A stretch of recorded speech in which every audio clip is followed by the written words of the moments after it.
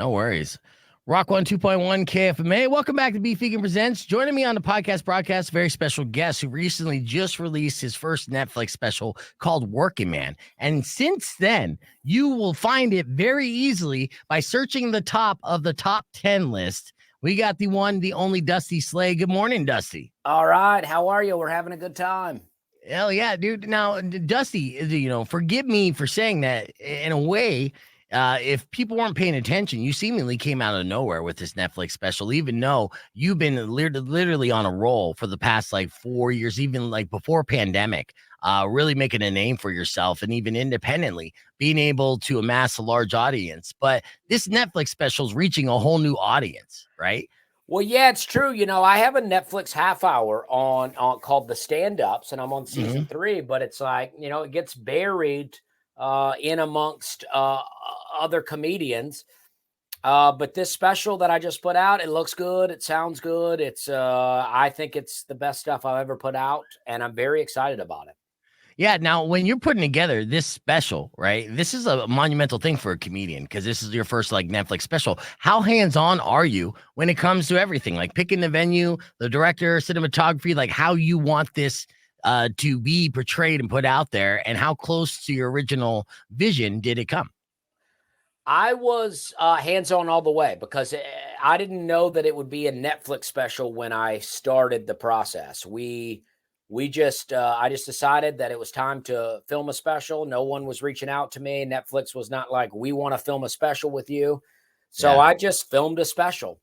And then, so I got to pick everything, the venue, the city, the people that I worked with. And then all along in the editing process, we were all involved. And, this turned out exactly how I wanted it to turn out. And not just because of me, but because the people involved seemed to get the vision. What I wanted to do, they saw and they understood it. And so, other very creative people were hands-on as well. And, it just turned out exactly the way I wanted it to turn out. I mean, even better, to be honest, than I could have imagined. Yeah, was this like a one and done as far as you filming it, or did you like film a couple shows and then pick the best one, or was this crowd right off the bat just like perfect for you? You're like, nice. Well, I did 2 shows back to back. Mhm. And the first one I did it and I was like, well, that's it. That's perfect. That's exactly what I wanted to do. So now we have it. But I went ahead and did the second show, and the second show was even better because I got to be more relaxed. I got to be more comfortable. And so I ended up, on the first show, I wanted it to be really tight. And I was looking for, I was doing the shortest version of a lot of the jokes. But on the second show, I was like, well, I already have it now. So let's just relax. Let's have some fun. And I started doing, kind of the longer version of the jokes. So then when we were putting it together, we were like, oh, well, let's use the longer version. So I would use, this joke from this hour, this joke from this hour. And I got to piece it all together in a way that I'm like, this looks great. I mean, I'm all about live show integrity, right? I want it to be, I'm a real stand-up comedy purist, but I was like, I also have an opportunity to give an audience the best possible product. So I'm like, let's do that. Yeah. And delivers, obviously. And I feel like, the fact that it's been remaining in the top 10, and a lot of heavy hitters came out the top of the year, so it's not like there was this, comedy drought, but not by any means. If anything, it's the opposite. There's a lot of great comedy specials that are coming out. And for you to stay in the top 10 means the word of mouth is getting out there and people are consistently and enthusiastically enjoying it from beginning to end. So I can't congratulate you enough on, basically making a statement special and coming out so strong. So it's got to be great taking this little victory lap right now. Yeah, well, I appreciate it. I wanted to come out hot. I mean, honestly, though, I did want to come out hot. I don't want to put out a mediocre special, Right. Yeah. It's like, but the only thing you can do with stand up is like just prepare really well. So I made sure that I lined up. I have a great agent, great management, and they lined me up tons of shows. I got to, I even got put in some uncomfortable spots. I mean, midway preparing, I opened for Larry the Cable Guy in Oklahoma. And I love Larry the Cable Guy. We had a great time hanging out, but my show was not that good. And Really? I feel like that was perfect for me. It was like, that's what I need. I need some shows where I'm like, okay, this could be stronger here. This could be better. And it just forced me to work and figure out how to tighten it up.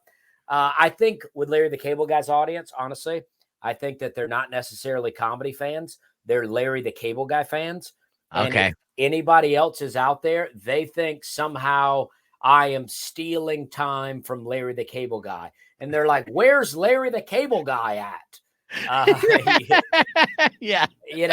I mean, I had fun. The shows were fun, but it was, I don't know, it gave me a good opportunity to be like, all right, I could tighten up this, I could make this better. And so I really got to bring the heat.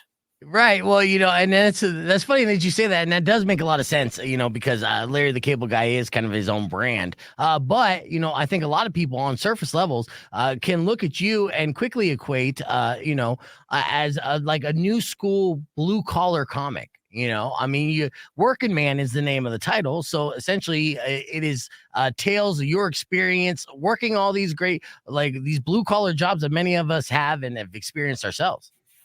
Yeah, I mean, I agree with you, and I think there is a good crossover. There is a good crossover of the blue collar fans, but I think when you're getting into the real hardcore side of, say a Larry the Cable Guy audience, I think that they would want me to be more like him, and I'm Not you know him. Yeah. I'm a bit too much. I get this comparison a lot, which I appreciate, but I'm a bit more Mitch Hedberg for the average Larry the Cable Guy fan.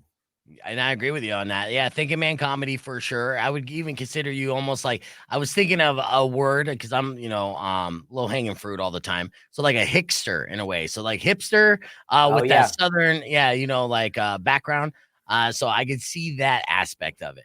Well, interesting you use that term because one of my first people that I really started listening to when I started doing comedy was Bill Hicks. Okay. And Nice. I love Bill Hicks. My comedy, I don't know that it's anything like him, but I love Bill Hicks. I was heavily inspired by Bill Hicks. I mean, I've listened to albums of him where I feel like he's not even getting laughs, but it's hilarious to me. Yes. Yeah. Well, he was that kind of comic and thinking man comic where he was okay if the audience didn't get it at first. And one of Yeah. those like, here's a bit that when you drive home, you're gonna think about this, and then once you get it, that's the payoff. Or, Yes. or cracking himself up. So we're talking with Dusty Slay on the podcast broadcast. You can join us youtube.com/beefy. Gonna keep it right here because we'll have more with Dusty right after this and Rock 102.1 KFMA. All right, so we are going back and forth. Like I said, we're doing podcast broadcasts, and so now we're just on the stream, and we're going to be Okay. back live on the air. Now, where are we right now? Where are you at right now? I'm in Nashville. I'm at home. Okay, so Uh, that's your Steve Martin sign behind you. It is, and weirdly people sometimes comment and they go, is that Jeffrey Epstein behind you? And I'm like, yeah, I'm a huge Jeffrey Epstein fan. If only I made it before, he got locked up. Maybe Yeah. I'd be on a list. Yeah. But no, Jesus. but I love Steve Martin. Steve Martin had an album called Let's Get Small. And, Mhm. at the same time I'm listening to Bill Hicks, I'm listening to Let's Get Small.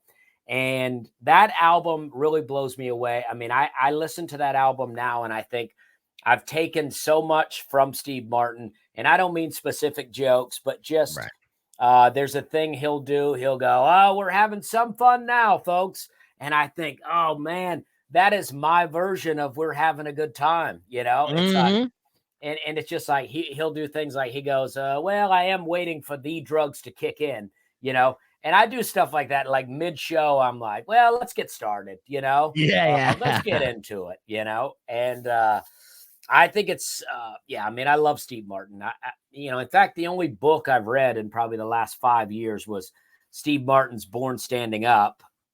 And Nice. just such a great read. And I don't know, I was so inspired reading it. Nice. Yeah. Well, now you got me wanting to rewatch the special to see if I could pick up the Steve Martin mannerisms, but I can see that. I mean, obviously, then it's got to be kind of a bucket list goal for you to maybe even come across Steve Martin or have Steve Martin come across your work because maybe he'll pick up on some of the things like, oh, this kid learned a thing or two from me. Well, that'd be great. And the thing about it is I don't know that I've ever been able to find any video of that, but it's just audio that I listen to. Yeah. But yeah, I mean, maybe. I mean, I'd love to meet Steve Martin. I mean, he's like the ultimate legend, though. It's like I don't know that anybody gets to meet Steve Martin now, but Yeah, I mean, it's on Steve's time for sure. He yeah. makes the decision of who he gets to meet. But who knows? Yeah, let's talk about the like show open and having a good time and going through that. A lot of handwork at the beginning. It almost makes you feel like you got a little OCD where you like feel like you have to like hold up your hands a couple times. Just something that developed in your set over time as part of your character. Well, I think, once I started headlining, like when I was a feature and I would come Mhm. out and open for comics, I wanted to get into the jokes as fast as I possibly could to win that audience over. But now that I'm headlining, I feel like, well, they're there to see me. So Yep. we don't need to necessarily win them over, but I want to kind of change the energy. Like if the show has been more high speed or whatever, I want to change it. So I didn't want to come right out and just start hammering people with jokes. I Yeah. thought, let's get into them for a minute. Let's make the show a little weird and let's bring them into what I'm doing. Let's bring them into my energy. I watch my sets back all the time and I go, I can't believe you waved that many times before you actually started. I'm thinking to myself, what are you even doing out there? But when I'm out there, it's so fun to me to just be ridiculous about the amount of times I wave. It just feels like a silly thing to do to, I don't know, to just get the audience into my vibe. Right, yeah. Well, and it works. It does get him into the vibe and makes the show fun and different in a way and kind of welcoming. It's quirky too because you're just like, "What? All right, we're waving again." I don't know. I caught myself popping several different times while you were doing that, and that just kind of as the show's progressing, and then you get in to the whole set, and a lot of it, of course, you're talking about your personal experiences growing up. How many odd jobs do you feel like you had? As you're an aspiring comedian, before you were able to just go comedy full time? Well, I've had so many jobs, but I was thinking about it the other day. It's like so many of my jobs I had because I love a 2 week notice, right? I mean, I'm big on a 2 week notice. I mean, it's my favorite 2 weeks of any job I've ever had. Yeah. Um, and so I thought about it and I've like, there's like 4 jobs that I had twice. I worked at Western Sizzlin twice. I worked at Papa John's twice. I worked at, I sold pesticides twice. Mhm. I worked at Hyman Seafood twice. Actually, I kind of worked at Office Depot twice. So it's like that's 5 jobs, but we're really talking 10 jobs at this point. Not to Yes. mention that I worked at Jim Bob's Chicken Fingers. I worked at Hickory Hams. I worked for a hunting club for a little while where I pulled skeet. I was a very weak kid, so I was very bad at the job. They were like, pull, and I'm like, well, I'm not ready yet. Uh, and I sold timeshares for about a week, and I worked at Bellhop at a fancy hotel for, I don't know, 3-4 weeks until I realized that was not the job for me. So, I mean, quite a few jobs. Yeah. And, fortunately, I was able to get into the comedy world, and it's been my longest job I've ever had. As of this year, I sold pesticides for 9 years. So Mhm. as of this year, I've been a comedian for 10. So Nice. yeah, Well, I mean, considering being a comedian for 10, that's still a pretty fast trajectory there, because some comedians takes even longer. All right. You got to it get the stage time. it is. I mean, you could easily add another 6 years onto that because I lived in Charleston, South Carolina, while I was doing these other jobs. So from 2008 to 2014, I lived in a city with no comedy club. So I'm doing it, but I'm getting, 1 to 2 sets a week. Right. It's really a hobby. It wasn't until 2012 that I really started to focus on it. And then 2000. So It has been a relatively fast trajectory for me, and but it's just because I don't know. I took every stage opportunity I could get for up until this point. Right. Well, and any aspiring comedian needs to know the first and foremost, you need as much stage time as possible and trial and error to get those minutes in under your belt. So where did you move to? Was it Nashville that had the comedy scene? Yeah, I moved to Nashville, and it wasn't. Nashville's great. I love Nashville, and we have a Mhm. club here called Zanies, and it's Mhm. really great. But it wasn't necessarily the scene here. It was that Nashville is such a good location to the center of the country to where I can get to all of these cities within a couple of hours. Chicago in 8 hours, and then there's just so many cities in between that radius. Right. And they all have clubs, so I'm able to hit open mics and feature, and I could make a living, and never have to fly because as a Yeah. feature, you're definitely not making airplane money. That's for sure. Right, yeah. Well, essentially, then you're taking like the independent pro wrestler routes, where you're going on these runs or routing, and you're just finding stage and doing feature acts, picking up gas money, and grinding and Yes. sacrificing for the craft. So we're getting back on the air. We're going to continue that conversation as well, because that's wildly intriguing. Because I love the fact, and we're talking with comedian Dusty Slay here in Rock 102.1 KFMA. You got to check out his hilarious Netflix special, which is currently sitting in the top 10. It's called Workin Man, and talk about the uprising of his career and going all in, and basically committing to yourself. Now, of course, a working man is a story of just that. It's Dusty's tale of growing up and working all these odd jobs that he didn't love. Some of them he would quit and return to. How many of those jobs that you worked twice at were you fired and rehired? Any of them, or were they all quit and then you came back? Never fired. I don't know that I've ever been fired from a job. Now, I've walked out of some jobs Okay. that, you probably got marked down as being fired, They're like, But you weren't planning on coming back right. anyway, so you're like, Yeah, doesn't count. I Yeah. got fired because I left. Yeah. I do say that I got fired from Papa John's the second time, but uh, I don't know what happened. I got promoted to manager, and I got promoted in a rush. And then I couldn't find the key to lock the door. And then I called another manager, and he had to drive a long way. So he got real mad. And then I found the key and called back, but he had already left. And his wife was like, he's already gone. He doesn't have a cell phone. And when he gets there, he'll be real mad if he knows you found that key. So don't tell him that you found it. So I took the key off and I threw it away. And so I think I got fired after that. But I was pretty done with the job after that anyway. So Yeah, you didn't want to. I mean, it sounded like they were trying to lock you in with more responsibility, being like, you seem like a Papa John's lifer. And then that was your cue to get out quick. absolutely. Absolutely. Yeah. Did you serve as well? Are you a vet? No, I joined the military. I joined the army when I was 19, Mhm. and I was, I was smoking a lot of weed at the time, and my recruiters were trying to teach me how to get clean and how to pass the drug test. And then when I got back from my physical, my recruiter said, "Listen, I probably shouldn't tell you this, but I know you like to smoke weed." And he said, "You're going to get shipped off in a month. So if you want to do it tonight because they'll drug test you again."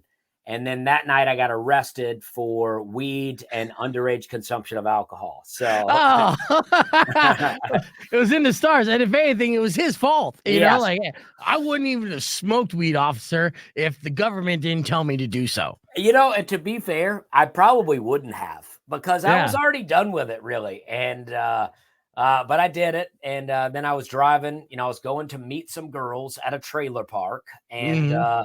I got pulled over, got arrested, and then my court date came after my ship off date, so I didn't get to Yeah. go.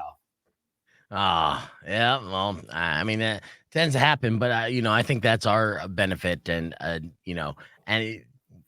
I think it worked out better in the long run. We'll talk more about the trailer park here on the podcast broadcast because I want to know, like, essentially, you grew up around trailer parks if you grew up in one, and some of the benefits, the pros and cons of living in the trailer park life. Because as like a fan of Trailer Park Boys, I secretly aspire to one day retire in a community of trailers where I could just basically party every day. But we'll talk more with Dusty Slay on the podcast broadcast. Wrap things up with him on Rock 1 2.1 after these words. Stick around. It's Rock 1 2.1. Sorry about that. I'm, jumbling up a bunch of You got stuff. a lot going on. Got a lot going on, so I tried to make it seem as seamless and fluid as possible. Yeah, But, you seem like you got it under control. I appreciate that, dude. Yeah. So did you actually grow up in a trailer park or just around where trailer parks No, are? I was in one. My parents were divorced, and when I was about 2 or 3, we moved to a trailer park, and I lived there until I was 14. Okay, yeah, nice. And what was it like growing up in the trailer park? A lot of other kids, a lot of games going on, and I had a great time. I loved it. I mean, actually, we moved out when I was 14, and my sister moved into the trailer, and then she traded in the trailer on another trailer later. And when I was 19, I bought the trailer back from the company she traded it to for $1,000. So from 19 to 21, I lived in this trailer, and then that's where I really partied, and it really became party central. Trailers are great for that, especially if you're in my trailer park was a little shady.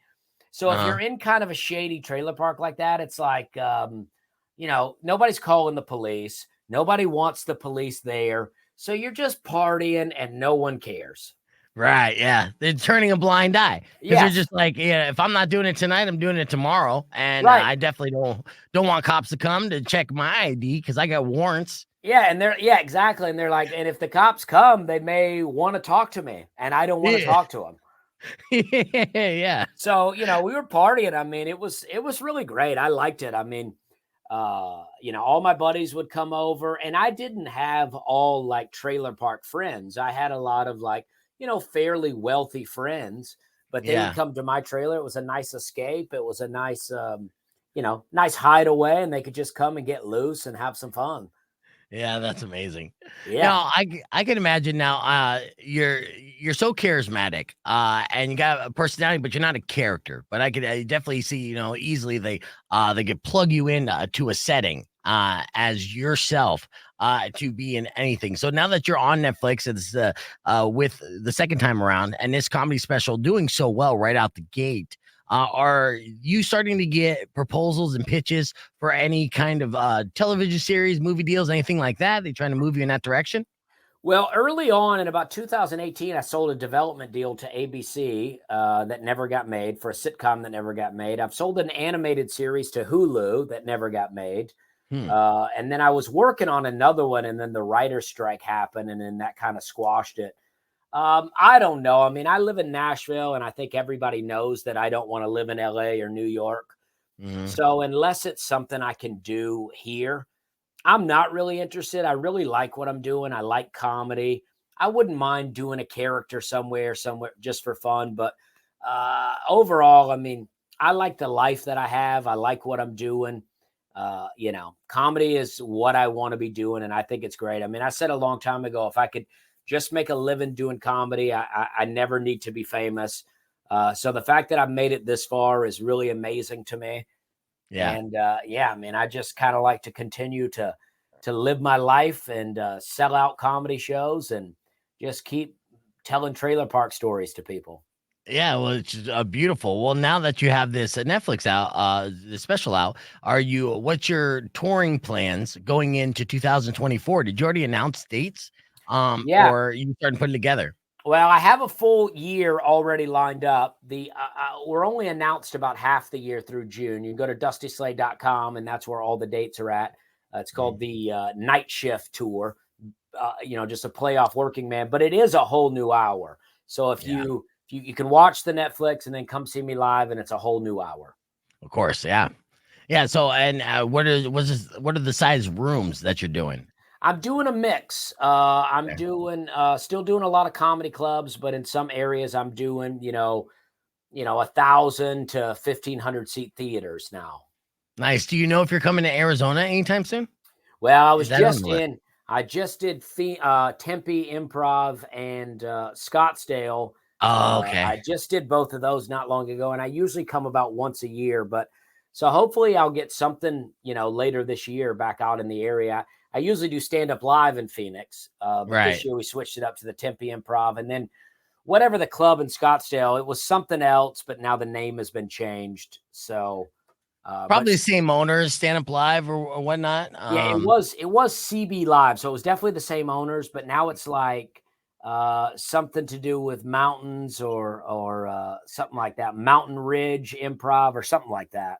Yeah. Well, we were just talking with comedian Brad Williams yesterday, actually, and he was talking about the Phoenix comedy scene and not to sleep on it because all the comedy clubs that are popping up. Now, you living in Nashville and driving a couple hours each direction to hit a new stage was the way that you honed your comedy chops to get your stage time, which is Yeah. difficult. But for aspiring comedians here in the Tucson area, essentially that's just a 2-hour drive to hit what is now like 10 different stages for potential like open mics and Yeah, whatnot. it's such a great area. I mean, I know you have a club in Tucson, maybe multiple, Mhm. but in Phoenix, you have Stand Up Live, Tempe, and then this other one, and they're all owned by the same people. So if you get in with them, then they'll Yeah. book you at all of them. And yeah, it's like Phoenix is great. I mean, I love the area. I love heat. I'm a Southern guy. I mean, I'm used to humidity, but I love heat. So I'm Yes. all about Arizona. I think it's great. I think right now, especially you got to love heat because you're in Nashville. Are you getting pummeled by that winter storm? Yeah, we've had snow for a week, which is really rare for us. We get snow once a year, but it's usually not around for a week. Right. Yeah. Yeah. So how have you been holding up, considering you're, such a like a Southern guy? Well, my wife is Canadian, so she's taught me the ways, She's and making you do snow angels every day and get yes, acclimated. Yeah. she's taught me how to dress for the cold, which I never really knew. I grew up in Alabama. I mean, we rarely got snow, Right. so a good sweatshirt or when I was growing up, a starter jacket was really all you needed. Yeah. Yeah. Well, I think we grew up around the same time, and those puffy starter jackets were all the rage as well. I had a Miami Dolphins and an Auburn University starter jacket, and I felt like the coolest kid in school during that time period.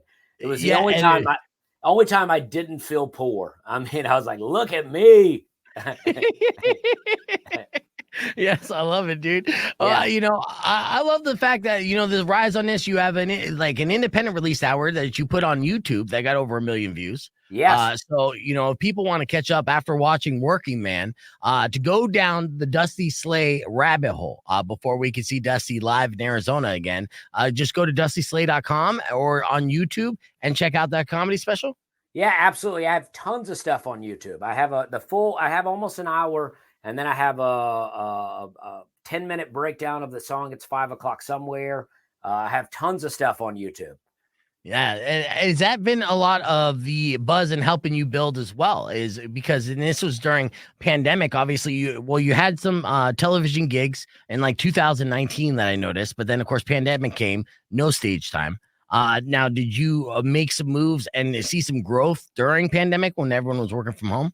Yeah, I mean, that's where I developed a whole TikTok following, which is now my biggest social media. And Yeah. yeah, it's all. I mean, I can't say never, but I had no intentions of joining TikTok. And then COVID hit, and I was like, well, here's a new thing for me to do. So let's get into it.